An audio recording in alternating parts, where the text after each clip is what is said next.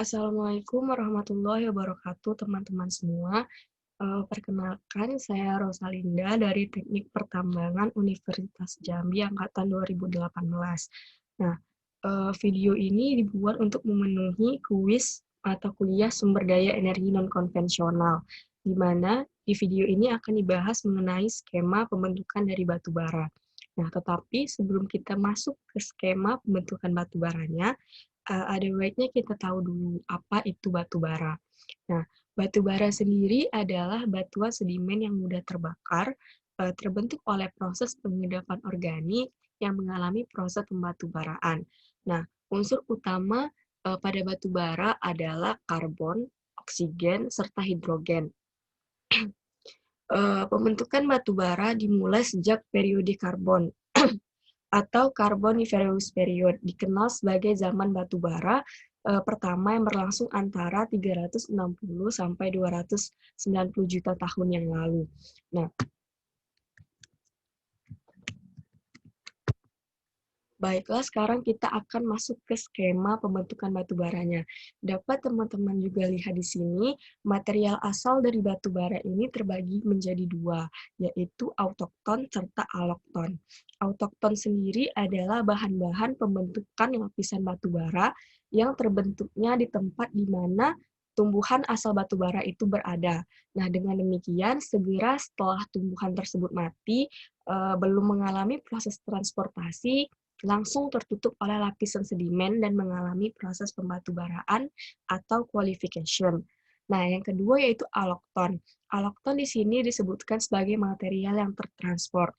Nah, alokton ini adalah bahan-bahan pembentuk lapisan batu bara yang terjadinya di tempat yang berbeda dengan tempat asalnya. Dengan demikian, tumbuhan yang telah mati terbawa oleh arus air dan terakumulasi di suatu tempat. Nah, material-material asal tersebut, baik autokton maupun alokton, akan terendapkan pada rawa yang dibedakan berdasarkan lingkungan pengendapan atau fasiesnya. Nah, pada cekungan rawa tersebut, material-material ini akan terendapkan dan tertutupi oleh air. Dalam hal ini, air pada rawa harus mengendapkan material dengan naik turun. Nah, setelah itu terjadi tahap pengambutan ya. Tahap pengambutan atau vitrification adalah tahap di mana sisa-sisa tumbuhan yang terakumulasi tersimpan di dalam kondisi bebas oksigen atau anaerobik. Nah, di daerah rawa dengan sistem pengeringan yang buruk dan selalu tergenang oleh air. Nah, material tumbuhan yang busuk ini akan melepaskan unsur hidrogen, nitrogen, oksigen, serta karbon dalam bentuk senyawa CO2, H2O, maupun NH3 untuk menjadi humus.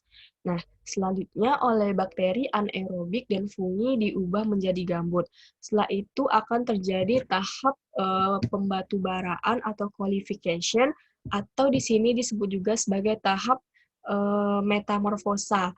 Ini merupakan gabungan dari proses biologi, kimia, maupun fisika yang terjadi karena pengaruh pembebanan dari sedimen yang menutupinya, pengaruh temperatur, pengaruh waktu terhadap komponen organik dari gambut.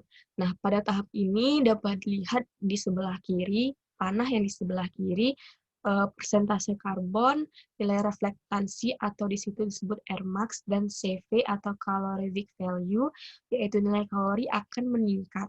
Sedangkan persentase hidrogen yang dapat dilihat di panel sebelah kanan, persentase hidrogen, air, oksigen, dan voltmeter akan berkurang.